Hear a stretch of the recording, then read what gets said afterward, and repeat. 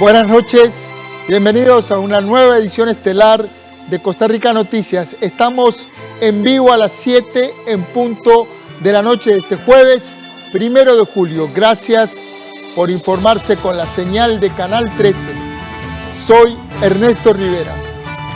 Recuerden que también pueden seguir las noticias de Costa Rica Noticias a través de nuestras redes sociales de Facebook y Twitter, en las direcciones que aparecen ahora en la pantalla. Tenemos muchísima información para compartir, así que vayamos a ver nuestros titulares. Adelante.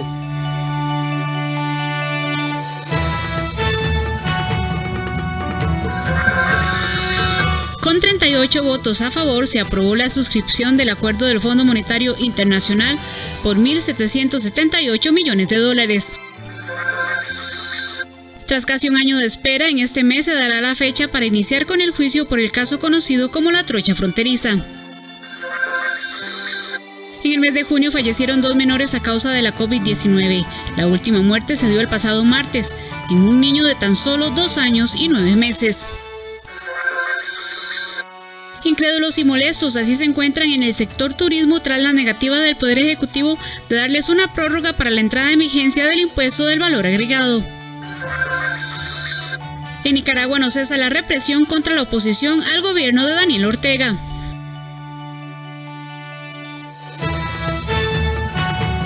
Desde hace casi un año se espera que el Tribunal Penal de Hacienda dicte la fecha de inicio para el juicio conocido como el caso de la trocha fronteriza. En este caso, la Fiscalía acusó a 26 personas particulares y funcionarios públicos de estar vinculados a irregularidades en la construcción de la ruta 1856, ubicada en la frontera norte con Nicaragua. Vamos ahora con el periodista Andrés Ortiz para conocer los detalles de esta noticia. Adelante, Andrés. Buenas noches, así es. Desde el 19 de agosto del año anterior es desde el momento en el que se está esperando porque el tribunal el segundo circuito judicial de San José, el tribunal de Hacienda, señale una fecha para que se dé este juicio en el cual ya se había dictado la elevación a debate. Para este caso, y según la pieza acusatoria del Ministerio Público, recordemos que se trata de presuntas irregularidades que se presentaron en la construcción de la Ruta Nacional 1856, más conocida como la trocha fronteriza, y eso es lo que se investiga. De estos 26 personas que en su momento fueron acusados, 13 son los que irán a juicio. Veamos. El 19 de agosto del 2020, el expediente del caso conocido como la trocha fronteriza ingresó al Tribunal Penal de Hacienda y de la Función Pública del Segundo Circuito Judicial de San José para que éste señalara la fecha de juicio. A casi un año de esa solicitud aún no se define. La investigación por presuntas irregularidades en la construcción de la carretera 1856 en la frontera norte del país, y más conocida como la trocha fronteriza, inició en el año 2012 en el gobierno de Laura Chinchilla. Para ese entonces se involucraron a decenas de personas particulares y funcionarios públicos, quienes al parecer participaron en cobros y pagos de facturas por trabajos o que no se hicieron o que se hicieron mal. El 10 de enero del 2017, la Fiscalía Adjunta de Probidad, Transparencia y Anticorrupción presentó una acusación contra 26 personas. Entre los meses de octubre, noviembre y diciembre del 2019 y enero del 2020 se realizó la audiencia preliminar. José Miguel Villalobos, abogado de 7 de los imputados en esta causa, señaló que hay muchas inconsistencias en la investigación y considera que este juicio podría realizarse para la segunda mitad del 2022. El tipo penal está totalmente equivocado. Para la Fiscalía lo que hubo son delitos de peculado, de cohecho y demás, pero en caso de ser ciertos los hechos, lo que habría ahí es un delito muy reducido, que lo que tiene es pena de multa, donde lo que habría es un manejo culposo de los fondos públicos. Eso se llama facilitación culposa de sustracciones. Es cuando, sin intención, pero mediante imprudencia o negligencia, funcionarios públicos pudieron generar que algunos particulares tomen fondos públicos. Es decir, que no hay ninguna intención. El 31 de enero del 2020 el juzgado elevó a juicio para 13 de los 26 acusados. El resto de las personas se sometieron a procesos alternos para evitar llegar a juicio. De acuerdo con el abogado, la Fiscalía se apresuró en afirmar elementos que tras 8 años son totalmente diferentes. Terminaron arrestando gente durante un tiempo, estuvieron detenidos un año y luego lograron salir, y todas las personas están en libertad desde el año 2013. Imagínese usted. Y nadie se ha fugado. Nadie se ha fugado. Pero lo más grave, Andrés, si usted lo recuerda muy bien, porque yo me acuerdo de ese monto, 25.000 millones de colones de desfalco, decía la Fiscalía y sectores mediáticos, para terminar en la acusación diciendo que la acción civil resarcitoria no llega ni a 2 millones de dólares. O sea, de 50 millones de dólares se redujo a 2 millones. Es decir, ¿por qué razón tienen que hacer esas afirmaciones tan aventuradas desde el inicio y sin ninguna prueba? Costa Rica Noticias intentó conocer si el tribunal tiene establecida la fecha de juicio, pero al cierre de edición no recibimos respuesta. Tal y como vimos en la información, este caso se da desde el año 2012 y también se hace referencia a la audiencia donde la Fiscalía solicita que se eleve a juicio, que fue una audiencia bastante extensa de 4 meses que comenzó en octubre del año 2019 y finalizó hasta enero del año 2020. En esta audiencia es cuando el Juzgado Penal de Hacienda del Segundo Circuito Judicial de San José señala que se eleva a juicio. Desde entonces se espera que se dé esa fecha, que se dicte la fecha para que inicie el debate, y según el abogado, uno de los abogados que son parte de este proceso, esa fecha podría ser hasta mediados del próximo año, porque recordemos que no solo es la agenda del tribunal, sino también la agenda de cada uno de los abogados que están involucrados como parte en este proceso. Esta es la información que tenemos. Regreso con usted, don Ernesto, al estudio. Buenas noches. Buenas noches, muchas gracias, Andrés Ortiz. Cambiamos de tema. Con el voto de 38 diputados, se aprobó la suscripción del acuerdo con el Fondo Monetario Internacional por un monto total de 1.778 millones de dólares. Sin embargo, esta aprobación legislativa no significa que los diputados aprobaran los proyectos que se encuentran en la agenda paralela y que tienen relación con este préstamo. Vamos a un pase en vivo con el periodista David Roversi, quien se encuentra en el Congreso y nos tiene el detalle de esta votación en primer debate. Buenas noches, David. Adelante con la información. Buenas noches, Ernesto, y buenas noches a todos los televidentes. Como usted lo menciona, finalmente se dio lo que es el primer debate de esta suscripción que tiene relación con el Fondo Monetario Internacional por 1.778 millones de dólares, que se estarán girando en primera instancia 290 millones sin ningún tipo de condición. Los demás irán pues pasando según como vaya avanzando la agenda que tiene relación también con el Fondo Monetario Internacional, que se ve acá, como empleo público, renta global dual y otros proyectos que de momento se encuentran bastante entrabados acá en el Congreso. Pero bueno, hoy finalmente se dio la votación con 38 diputados a favor y 6 en contra para poder pues dar el aval de lo que es este primer debate. Recordemos que estaba previsto para el lunes, sin embargo el lunes ni siquiera se pudo empezar la conversación. El martes empezó a darse la discusión entre los legisladores y finalmente pues hoy se dio ya la aprobación final en este primer debate. Pero vamos a ver la siguiente información que nos amplía el tema.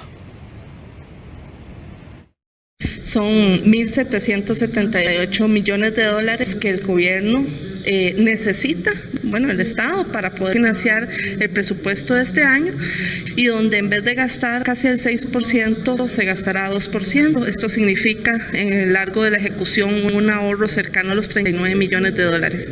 Dicho en español, los costarricenses no van a pagar 39 millones de dólares en onerosos intereses de deuda porque se está haciendo un ejercicio de este préstamo, y tiene que ver además con una ruta que busca dejar en condiciones de salud económica y financiera al país de cara al 2023-2025. Bueno, esta es la posición evidentemente que el gobierno ha buscado respaldar con este acuerdo con el Fondo Monetario Internacional, pero como les decimos, 6 diputados votaron en contra. ¿Cuáles fueron las razones? Vamos a ver lo que nos dicen algunos legisladores. Ya yo me sé todos los discursos bonitos y pomposos de cómo te llegan y te endulzan para seguir endeudando al país. Para mí no es de recibo. Yo no estoy a favor de seguir endeudando al país, yo no estoy a favor de la agenda del Fondo Monetario Internacional, yo no estoy a favor de meter más impuestos a la gente para poder pagar esta deuda, ni empezar a vender las joyas de la abuela, como lo que ya se quiere, que es vender CONAPE. Bueno, yo estoy consecuentemente explicando con números que mientras se aprueba un préstamo de más de $1.000 millones, tenemos reservas desde el punto de vista del superávit de instituciones de $7.000 millones. El tema de elevación hoy significa más de $5.000 millones. O sea, si hay dinero. Y entonces el préstamo y este acuerdo con el Fondo Monetario viene condicionado al tema de empleo público, con la inconstitucionalidad que tiene y a otros acuerdos. Otro de los legisladores que votó en contra de este proyecto fue José María Villalta del Frente Amplio, quien asegura que hay falta de transparencia por parte del gobierno en lo que es la propuesta en concreta de este crédito con el Fondo Monetario Internacional, a lo cual también hubo respuesta por parte del partido de gobierno. La falta de transparencia es que, por un lado, en la exposición de motivos ponen que este proyecto no está amarrado a ningún otro proyecto. Pero vemos declaraciones de los diputados oficialistas que dicen que sí, que hay un condicionamiento evidente, el propio presidente del Banco Central lo dice, y entonces en unos espacios dicen que no, que este empréstito no nos obliga a aprobar ningún otro proyecto de ley, pero en otros espacios dicen que sí, que todo está amarrado. A eso me refiero con falta de transparencia. Este contrato de préstamo tiene absolutamente toda la claridad de lo que en la exposición de motivos. Es un articulado muy breve y muy simple y muy directo además. Yo creo que poner excusas para no tomar las decisiones que son responsables y consecuentes con la gente es muy fácil. Es muy fácil también tirar un montón de argumentos y hacer una gran fanfarria para simplemente tomar una decisión que es contraria a toda lógica. Yo no puedo entender cómo un diputado de la República justifica que su voto es a favor de que se pague 6% de interés cuando se puede pagar solo 2.5%. Televidentes, Ernesto, bueno, entonces se suscribe en el primer debate lo que es este acuerdo con el Fondo Monetario Internacional por $1.778 millones. Recordemos que esto es pues prácticamente todo para deuda, el 90% se irá para una deuda a más largo plazo de la que existe actualmente, lo que podría evidentemente golpear menos las finanzas del país, y el otro 10% irá para la Caja Costarricense del Seguro Social, buscando pagar parte de la deuda que tiene el Estado costarricense con esta institución por más de 2.28 billones de colones. El próximo debate se estará generando el 12 de julio, cuando los diputados regresen de sus vacaciones, que pues empiezan a partir de hoy y estarán pues toda la otra semana fuera del Congreso Legislativo. Ernesto, no sé si tiene alguna consulta, y si no, regresamos con usted, que tiene más información allá en el set principal. Gracias, David Roversi, en vivo desde el Congreso con este primer debate para el empréstito con el Fondo Monetario Internacional. Gracias, David. Buenas noches. Pese a que el desempleo había bajado de forma muy moderada en los últimos meses, durante el último trimestre esa mejoría se congeló y la tasa de desempleo se mantiene sin cambio alguno, si se comparan las cifras con las de hace 3 meses. Actualmente, 431.000 personas se encuentran en busca de trabajo. Vamos a un pase en vivo con la periodista Ana Marta Arce, quien nos amplía esta información. Buenas noches, Ana Marta. Hola, ¿qué tal? Muy buenas noches, don Ernesto y amigos televidentes. Desde mayo del año anterior, la tasa de desempleo ha venido bajando, tal y como usted lo menciona, levemente. Sin embargo, del primer al segundo trimestre de este año se registró un aumento de 9.000 personas más sin trabajo. Es decir, la tasa de desempleo pasó de 17,3% a 17,7%. En total, como usted lo mencionaba, son 431.000 personas que en este momento se encuentran en busca de trabajo. Las mujeres siguen siendo las más afectadas. Precisamente el INEC afirma que este estancamiento que se vive durante todo este año es consecuencia de la pandemia. Veamos la información que hemos preparado. 431.000 personas se encuentran sin trabajo, así lo dio a conocer la encuesta continua de empleo del INEC. Para el trimestre de marzo a mayo, la tasa de desempleo en el país cerró en 17,7%.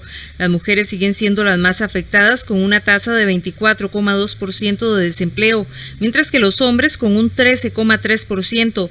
Si se compara la tasa de desempleo con el mismo periodo del año anterior, se da una disminución de 38.000 personas. Sin embargo, se registra un aumento de 9.000 personas sin trabajo con respecto al trimestre de febrero-abril de este año.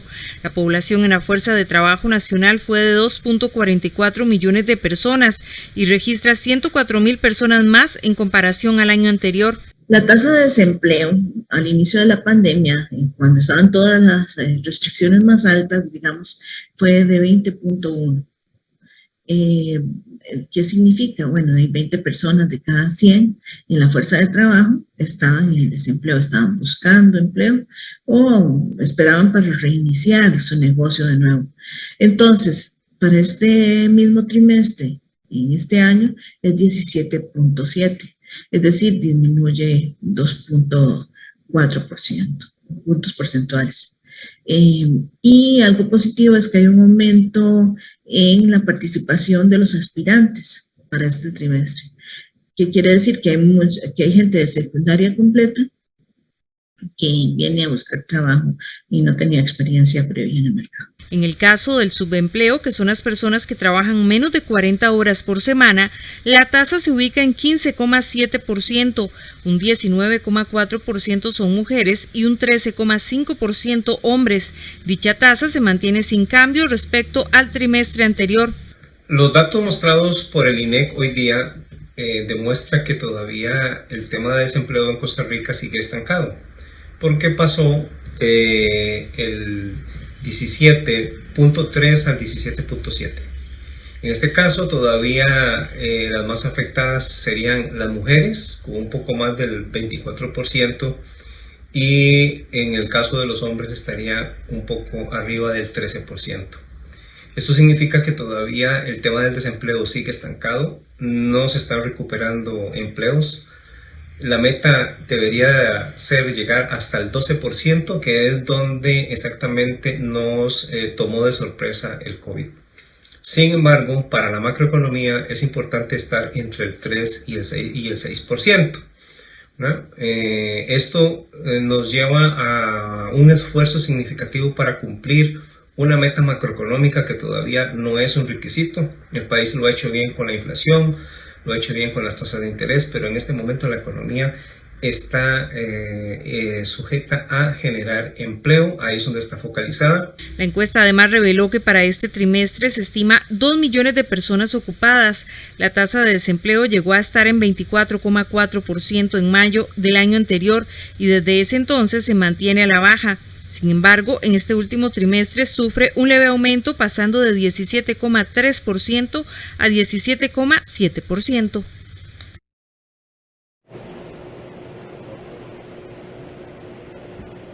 Don Ernesto y amigos televidentes, tal y como lo mencionaba el economista Federico Rivera, para poder reactivar la economía del país es urgente dar soluciones al tema del desempleo en nuestro país, que como decimos pasó de 17,3% a 17,7%. Lo veíamos ahora en la nota también que la tasa de desempleo llegó a estar en mayo del año anterior en 24%, fue bajando de forma moderada y este año prácticamente se ha estancado. Esta es la información que tengo de momento. Vuelvo con usted al estudio principal donde tiene más noticias. Buenas noches.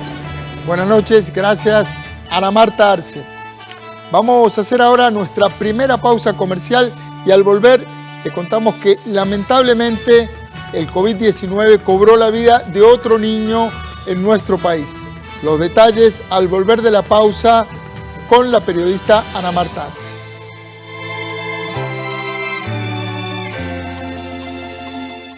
Es urgente que ahorremos agua. Mientras nos enjabonamos las manos y lavamos los platos, cerremos la llave y al abrirla reduzcamos la presión del agua. Revisemos que no existan fugas en el servicio sanitario. Reguemos las plantas de noche y con un recipiente pequeño. Al lavar, aprovechemos el agua con una tanda completa de ropa.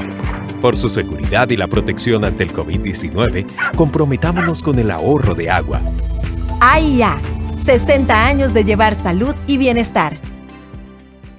Un día más en la escuela es experimentar nuevas formas de aprender. La educación es uno de los derechos fundamentales de la niñez y adolescencia y garantizarlo es un asunto que compartimos. Un mensaje de UNICEF, PANI y MEP.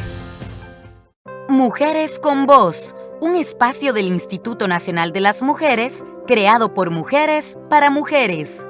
Conoce tus derechos, infórmate, empodérate. Transforma y conquista el mundo. Este viernes, a las 11 de la mañana, Costa Rica Televisión.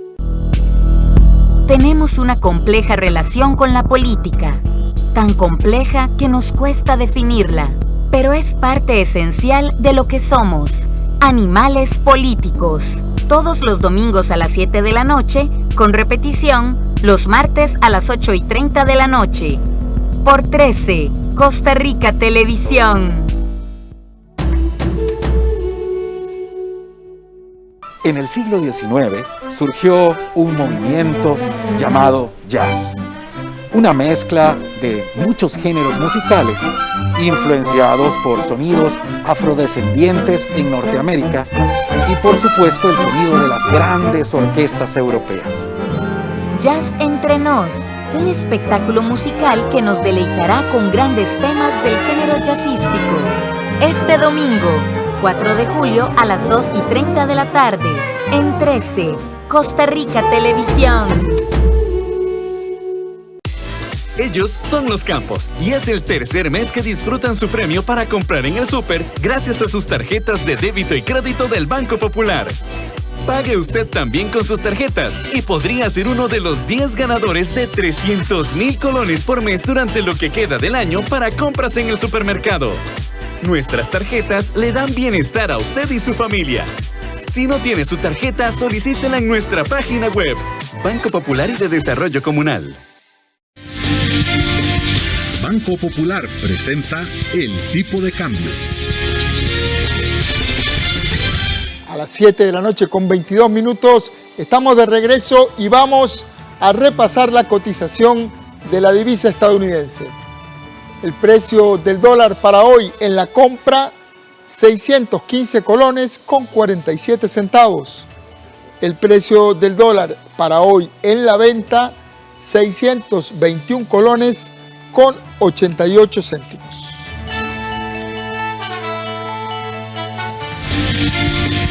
Banco Popular presentó El Tipo de Cambio. En el mes de julio fallecieron 2 menores a causa de la COVID-19. La última muerte se dio el martes pasado cuando el virus provocó la muerte de un niño de tan solo 2 años y 9 meses. El Hospital Nacional de Niños hace un llamado a los padres de familia para que extremen las medidas de precaución, pues este es el momento en donde hay mayor cantidad de menores hospitalizados por el COVID. Ana Marta Arce, la periodista Ana Marta Arce, nos tiene más información sobre este tema. Adelante, Ana Marta. Buenas noches nuevamente, don Ernesto y amigos televidentes. Tal y como usted lo menciona, el Hospital Nacional de Niños está haciendo un llamado de alerta a los padres de familia para que no bajen la guardia. Y es que es en este momento justamente donde se están pues representando mayor número de hospitalizaciones por COVID-19 en niños. El Hospital de Niños reporta al menos en este momento 12 menores, 3 de ellos se encuentran lamentablemente en cuidados intensivos.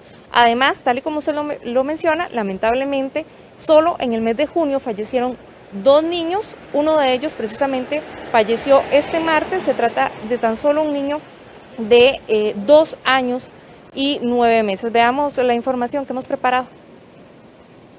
El pasado martes falleció un bebé de 2 años y 9 meses tras infectarse de COVID-19, así lo confirmó este jueves el Hospital Nacional de Niños.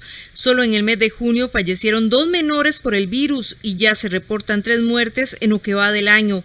Es en este momento que se registra más cantidad de niños hospitalizados por el virus. A este jueves se contabilizan 12 menores internados, 3 de ellos se encuentran delicados en cuidados intensivos. Tenemos hospitalizados 12 pacientes confirmados por COVID-19. De estos 12 pacientes, 3 se encuentran delicados en la unidad de cuidado intensivo y tenemos que comunicar con mucho pesar el lamentable fallecimiento de un niño de 2 años y 9 meses que sucedió el día 29 de junio. Este niño era un niño con una condición médica predisponente que tenía ya varias semanas de estar en el hospital luchando por su vida. Las autoridades del Hospital de Niños reiteran el llamado a los padres de familia para que no bajen la guardia y por el contrario extremen las medidas establecidas por el Ministerio de Salud. Piden mantener el lavado de manos, utilizar alcohol en gel, uso de mascarilla y sobre todo respetar la burbuja social. Que seguimos estando en pandemia, ya vemos una luz al final del camino, pero tenemos que caminar con muchísima cautela, seguir manteniendo las precauciones, recordar que a los niños debe hacérseles un hábito el lavado de manos, recordar que si no tenemos posibilidades de lavarles las manos, hagamos higiene con solución alcohólica, recordarles que la cara debe estar siempre protegida en los mayores de 2 años, que tienen que utilizar correctamente la mascarilla siempre que vayan a sitios públicos, siempre que estén en lugares cerrados, con muchísimo mayor razón cuando están interactuando con otras burbujas sociales. Desde que inició la pandemia han fallecido 6 niños en Costa Rica por la COVID-19. Don Ernesto y amigos televidentes, una noticia bastante lamentable y como lo mencionábamos ahora en la nota, en lo que va de la pandemia han fallecido 6 niños por el COVID-19. En este año han fallecido 3 menores y como lo decíamos anteriormente, de esos 3 menores, 2 fallecieron en el mes de junio. El Hospital Nacional de Niños está haciendo un llamado a los padres de familia para que no bajen la guardia. Recordemos que en este momento también se encuentran en vacaciones y están pidiendo que por favor sigan con las medidas establecidas por el Ministerio de Salud y que respeten también la burbuja social para no exponer a los menores. Es la información que tengo desde el Hospital Nacional de Niños. Vuelvo con usted al estudio principal donde tiene más noticias. Buenas noches. Gracias, Ana Marta Arce. Un tema muy doloroso que afecta a muchísimas familias. Muchas familias del país y del mundo han perdido a sus seres queridos durante esta pandemia. Así que desde aquí hacemos un llamado a extremar las medidas de precaución para evitar los contagios de la COVID-19. Cambiamos de tema. Incrédulos y molestos. Así se encuentran en el sector turismo tras la negativa del Poder Ejecutivo de prorrogar la entrada en vigencia del impuesto del valor agregado, el IVA, a una de las áreas más golpeadas en la economía de nuestro país. Desde el Ministerio de Hacienda son claros en que no están de acuerdo con la ampliación y que consideran que la tasa del 4% es favorable para que las actividades turísticas se reincorporen paulatinamente al cumplimiento de sus deberes tributarios y se unan al esfuerzo para recuperar las finanzas del país. Nuestro compañero David Roversi nos tiene los detalles de esta información. Adelante, David. Así es, Ernesto, muy buenas noches nuevamente a todos los que nos siguen a través de Costa Rica Noticias. Realmente hay una indignación en el sector turismo, así lo ha expresado la Cámara Nacional de Turismo y algunos otros personeros relacionados a este sector, que dicen que es bastante grosero lo que es pues haber aprobado, o bueno, no aprobado, sino más bien no haberle dado largas a lo que es la entrada en vigencia del impuesto del valor agregado a lo que es el sector turismo en específicamente algunos puntos, porque recordemos que por ejemplo los hoteles ya pagan el 13% del IVA, pero que ahora a partir de hoy y gradualmente irá pues llegando ese 13% a otros lugares como agencias de viaje, tour operadores, a las personas que por ejemplo tienen negocios para hacer rafting o algunas otras actividades similares, y pues el Ministerio de Hacienda asegura que para ellos es vital recoger este dinero para lograr subsanar las finanzas públicas que tiene nuestro país, bueno, realmente las finanzas del Estado en general,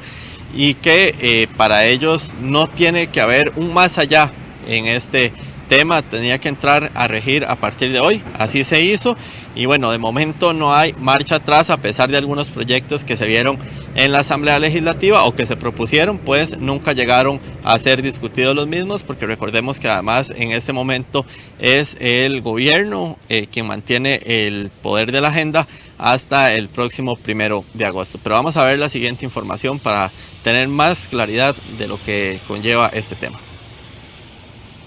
Molestia, porque es indiscutible y evidente que encarecer los precios nos resta competitividad y retrasa nuestra reactivación.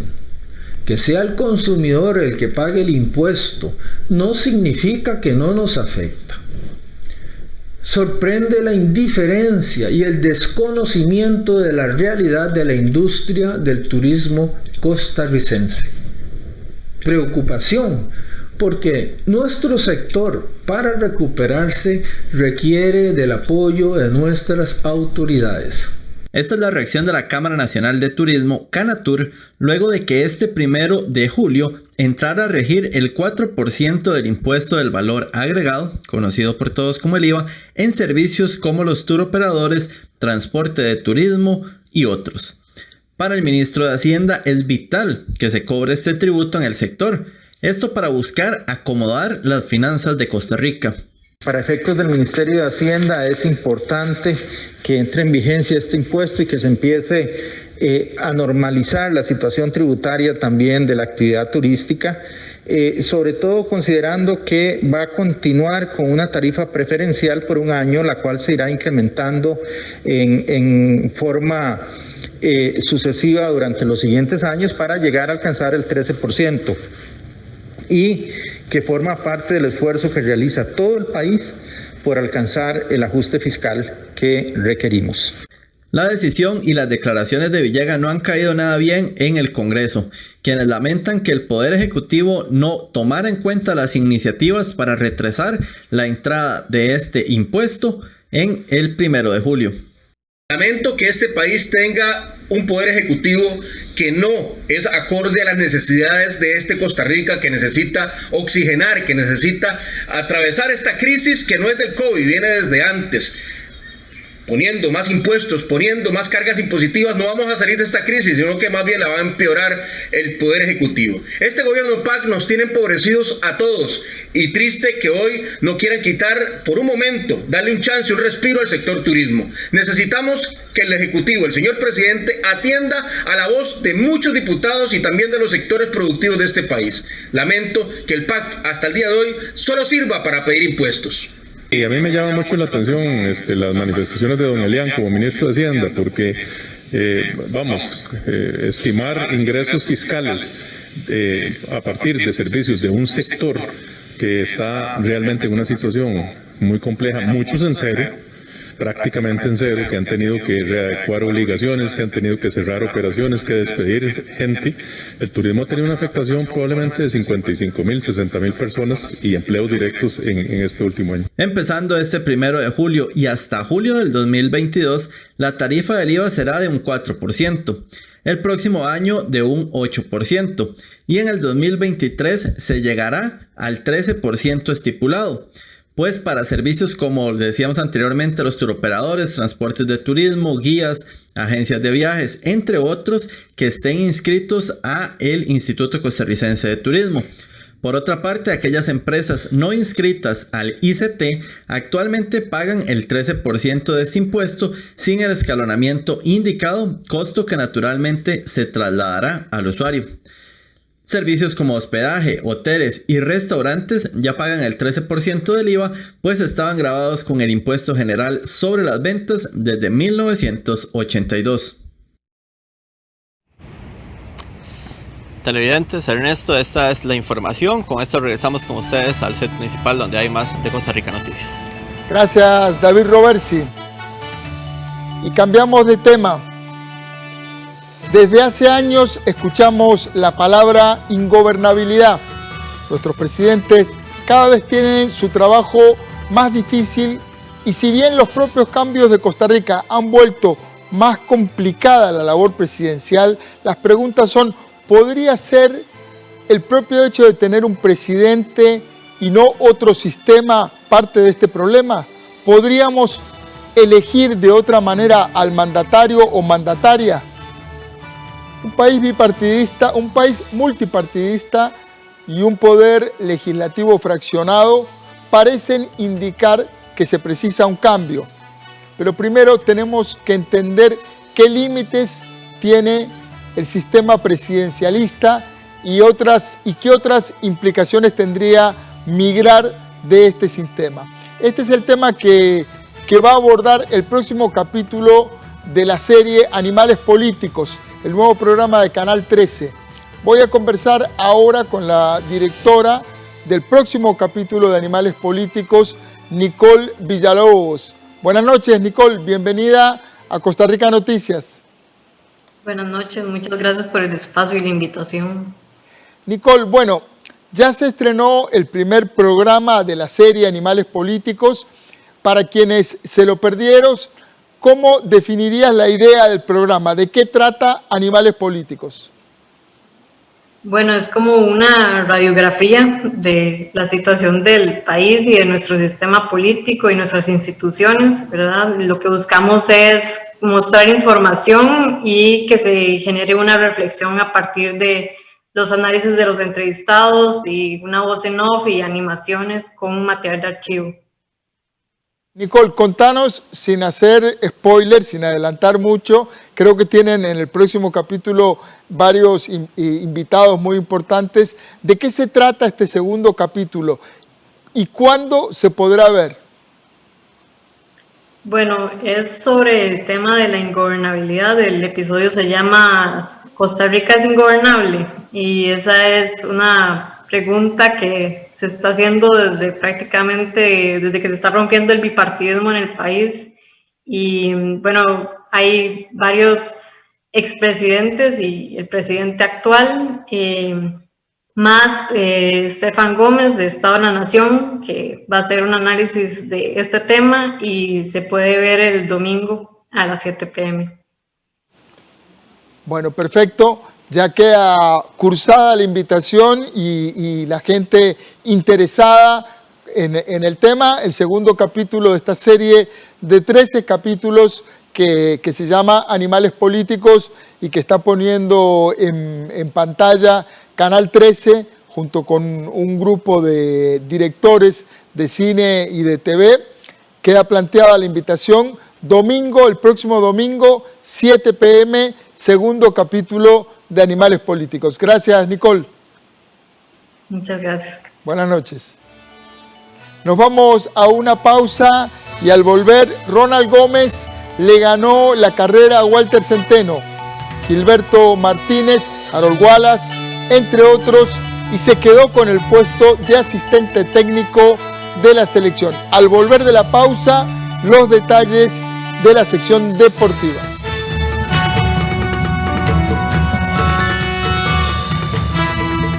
Cuando vivís en un país así, es natural que nos nazca cuidarlo, que nos importe tanto conservar nuestra tierra como a nuestra gente.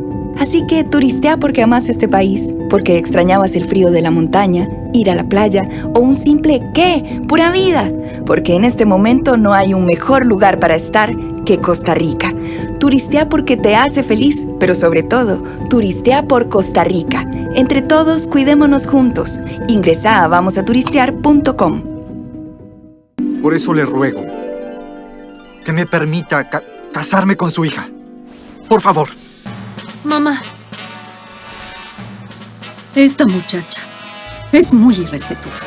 ¡Listos! ¡Aquí vamos! Mampuku, barriga llena. De lunes a viernes a las 11:30 de la mañana. En 13, Costa Rica Televisión. Todos los martes a partir de la 1 de la tarde desde Casa Presidencial, la conferencia de prensa sobre el coronavirus. Manténgase informado e informada con los datos oficiales. En 13, Costa Rica Televisión. Hola, mi nombre es Melissa Macís, yo vengo de San Rafael de Heredia y quiero invitarlos a todos para que sintonicen Audiotopía Bicentenario. Estoy segura de que hay muchísimas sorpresas. Audiotopía Bicentenario, este sábado a las 8 de la noche.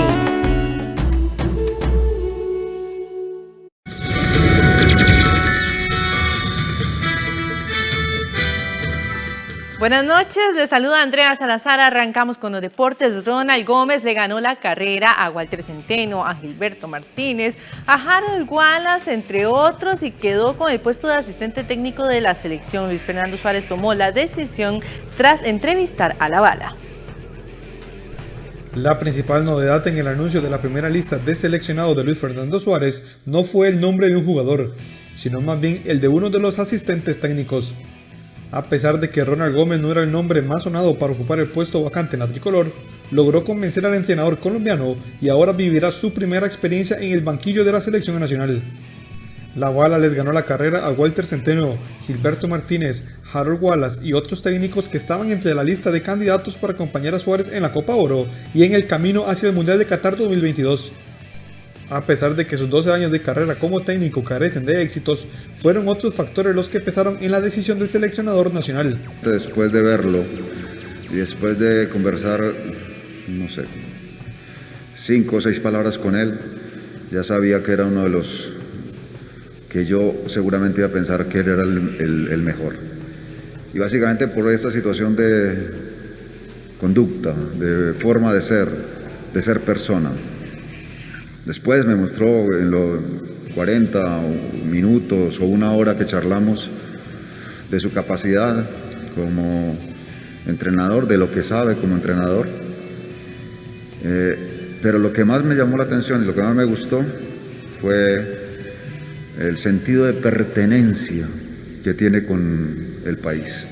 Gómez, quien en Costa Rica dirigió a Carmelita, Santos y Limón FC en Primera División y a Juventud Escazú-Saña en la Liga de Ascenso, ha hecho la mayor parte de su carrera en Guatemala, donde dirigió a Halcones FC, al Xelajú y el Deportivo Malacateco, este último hasta hace pocos meses.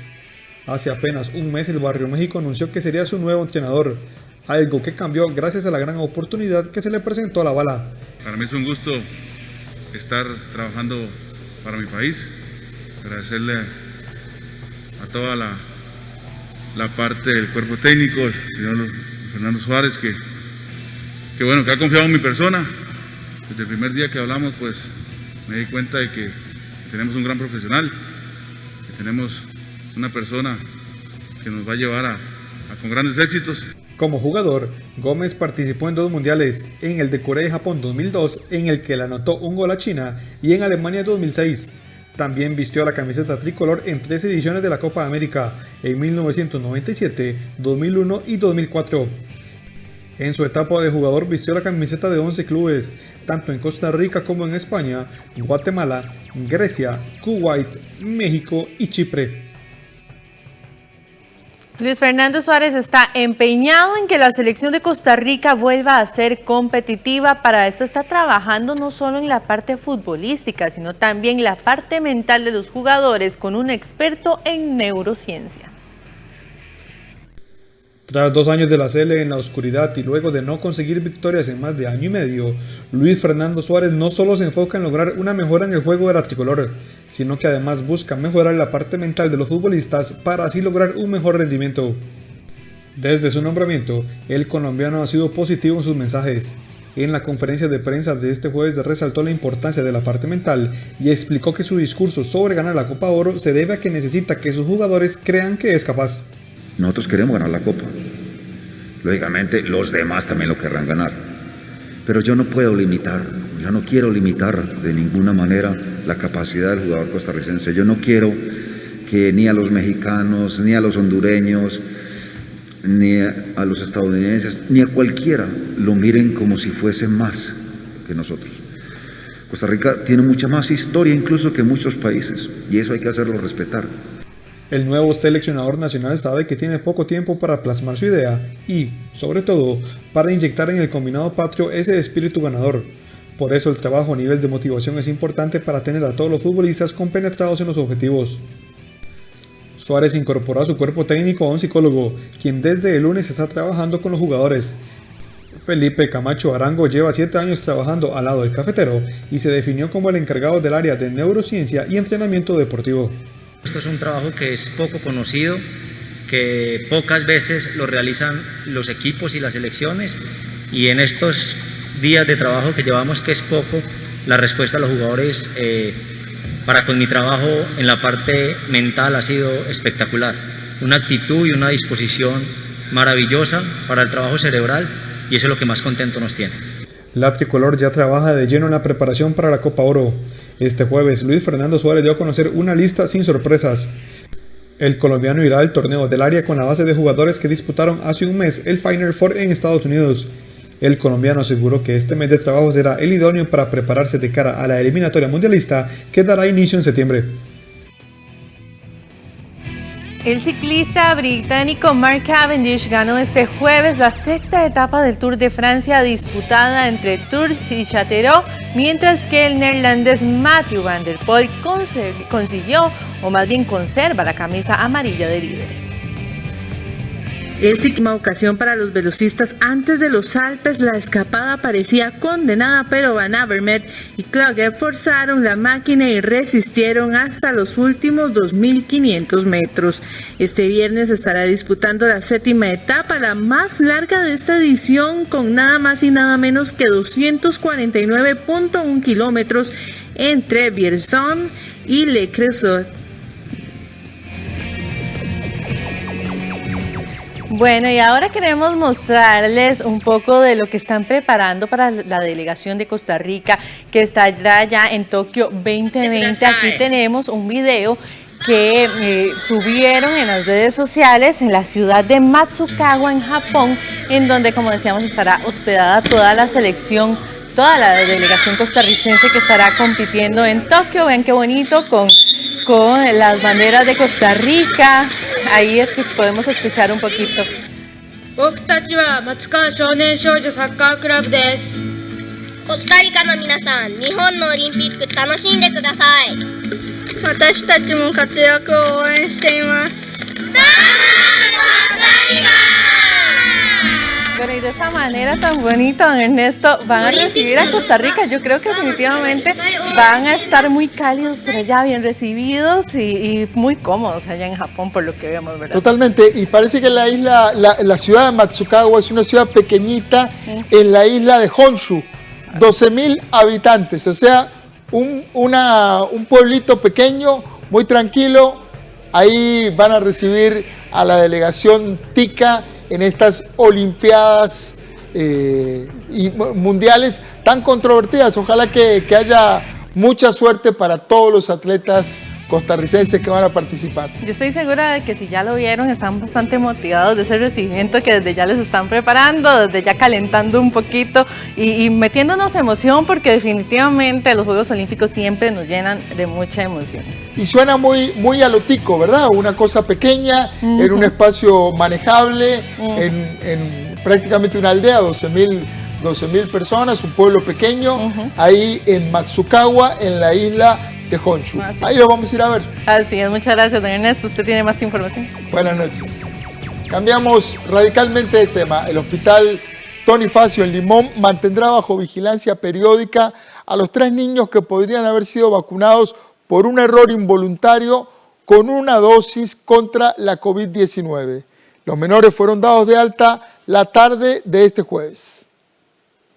Los 3 bebés de 2, 4 y 18 meses que tenían bajo la sospecha de una vacunación involuntaria contra COVID-19 ya fueron dados de alta del hospital Tony Facio en Limón. En este momento, los 3 niños que mantiene el hospital internados se mantienen estables, sin ninguna sintomatología. Desde su ingreso se han controlado y se han observado todas las medidas necesarias para evitar alguna situación con los bebés con respecto a la supuesta o probable inoculación de uno de ellos. Hemos tenido estricta vigilancia tanto a nivel del hospital como los especialistas del Hospital Nacional de Niños, con los cuales hemos estado en contacto todos los días para ir determinando la evolución y algunas medidas y exámenes específicos que se le han tenido que realizar a estos niños. El centro médico señala que este jueves mantuvieron una sesión de trabajo con las madres de los niños de cuáles serán los pasos a seguir a partir de ahora. Esto a pesar de que los 3 menores se encuentran en buen estado de salud. Tuvimos una sesión de trabajo con las madres de los niños e incluso tuvimos la participación de los pediatras, de la jefatura del servicio de pediatría, de apoyo psicológico, de apoyo de trabajo social, de la directora del área de salud, en la cual nos reunimos para, como propósito y responsabilidad prioritaria nuestra, es informar a los padres de todas las actividades y situaciones que pueden desarrollar, en este caso, por la probable, como dijimos anteriormente, inoculación de una vacuna que no corresponda. Además, indica que tras ser dados de alta, el hospital seguirá dándole seguimiento a estos niños. Y posterior al regreso ya se tiene todo un comité especializado, el cual va a seguir estricto control de su situación o actividad. Posteriormente a eso, en 3 días van a estar nuevamente siendo valorados y una vez cada semana posterior a esa primera evaluación. Esta es una primera etapa en la cual lo que se necesita es detectar alguna sintomatología específicamente de acuerdo al tiempo de evolución que tengan. Precisamente una de las madres de estos menores dio declaraciones al medio digital CR Hoy y afirmó que al parecer la vacuna que se le pudo aplicar a uno de los menores fue de Pfizer y mencionó que lo sucedido fue negligencia por parte de la funcionaria de salud. Y ahora en este momento vamos a ver los datos COVID para hoy. En total se registran 1.602 nuevos casos confirmados de COVID-19 en las últimas 24 horas para llegar a un total de 369.540 casos desde que se inició la pandemia. En total han fallecido 4.674 personas por causas asociadas a la COVID. Hay en total 948 personas internadas en los hospitales de La Caja. Afortunadamente continúa a la baja, de los cuales 398 requieren de cuidados intensivos.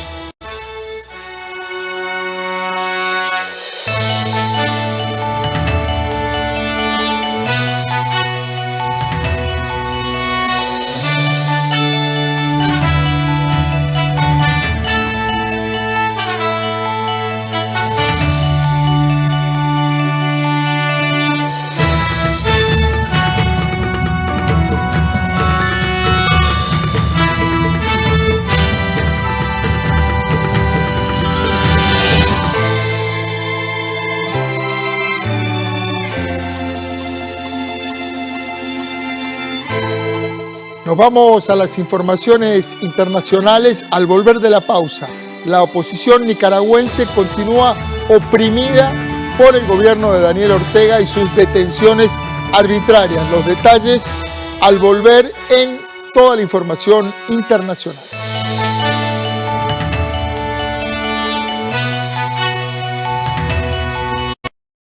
Esto es una joya y un crédito. Dinero al instante con el crédito sobre alhajas del Banco Popular. Una solución para momentos difíciles. Consúltelo aquí, Banco Popular.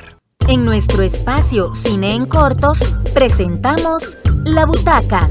Varios cineastas ecuatorianos nos muestran sus cortos y nos explican cómo vieron la luz.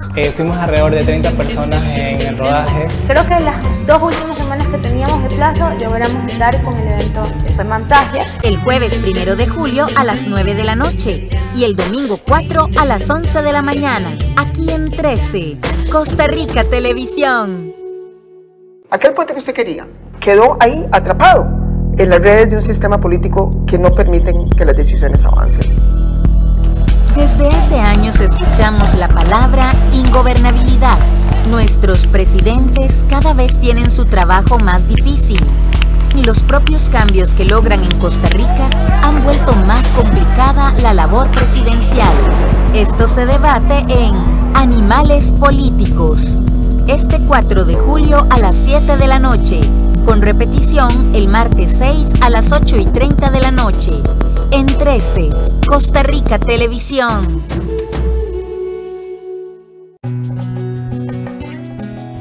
Hola, yo soy Afi Romero y me acompaña Kenneth Medina. Venimos a representar a la provincia de San José. Y los invitamos a seguirnos en el concurso de Audiotopía Bicentenario. Audiotopía Bicentenario. Patrocinan Colby y Cosevi.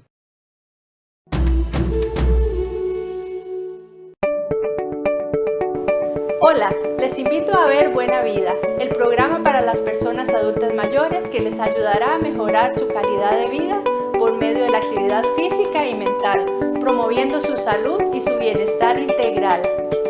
Buena Vida. De lunes a viernes a las 2:30 de la tarde.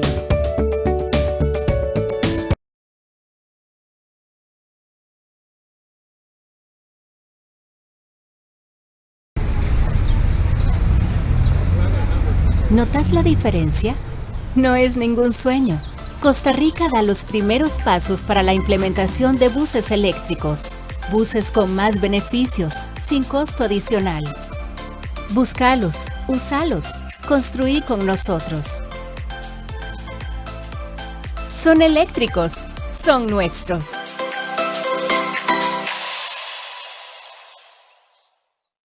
Historias de vidas que han sido transformadas por la ciencia, la tecnología y la innovación.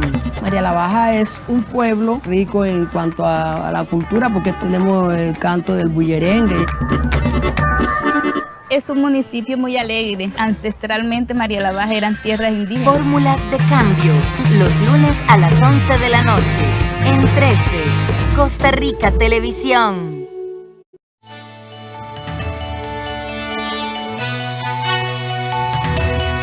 Vamos ahora a la información internacional.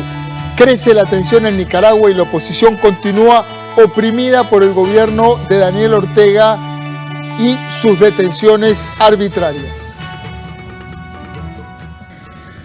La oposición nicaragüense vive sus días más oscuros.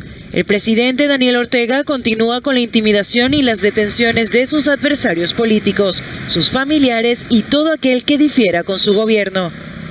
El líder estudiantil Lester Alemán sintió en carne propia el asedio de Ortega cuando fue interceptado por la policía el viernes. Hace 3 años, Alemán encaró a Ortega durante el inicio del fallido diálogo nacional. Haber increpado a Daniel Ortega no es haber tocado algo que era divino. Y sí hubo un cuestionamiento al poder. Entiendo el trasfondo de que hice mortal lo que consideraban que era eterno. Criticar la represión del gobierno sandinista lleva muchas veces a las puertas de la prisión. Más de 20 líderes disidentes han sido detenidos en el último mes. Al menos 5 de ellos eran fuertes candidatos para las elecciones generales del 7 de noviembre. Todos estamos expuestos y parecería ser que esto es una tómbola. Entonces perdón con lo que voy a decir, pero que se les antoja echarte preso y sobre todo secuestrarte porque no hay conocimiento alguno de dónde estás, tus condiciones, etcétera, y no hay respeto al debido proceso. La comunidad internacional ha condenado la situación en Nicaragua, pero el mandatario sandinista hace oídos sordos y busca alcanzar su 4º mandato consecutivo. Tras 10 semanas controladas con el manejo de la pandemia en Europa, las autoridades de salud volvieron a reportar aumento de nuevos contagios del COVID-19. La Organización Mundial de la Salud teme que se produzca una nueva ola de coronavirus en Europa. Los casos de COVID-19 comenzaron a aumentar desde la semana pasada en ese continente, luego de 10 semanas consecutivas de retroceso en el número de contagios. Una caída de 10 semanas en la cantidad de casos de COVID-19 en los 53 países de la región Europa de la OMS llegó a su fin. La semana pasada la cantidad de casos aumentó 10%, impulsada por un aumento de los contactos, los viajes, las reuniones y una reducción de las restricciones sociales. El funcionario indicó que el cambio responde a una situación que evoluciona rápidamente por la nueva variante Delta, en una región donde millones de personas todavía no están vacunadas. Y advirtió que a menos que se siga siendo disciplinados, habrá una nueva ola de COVID en la región europea.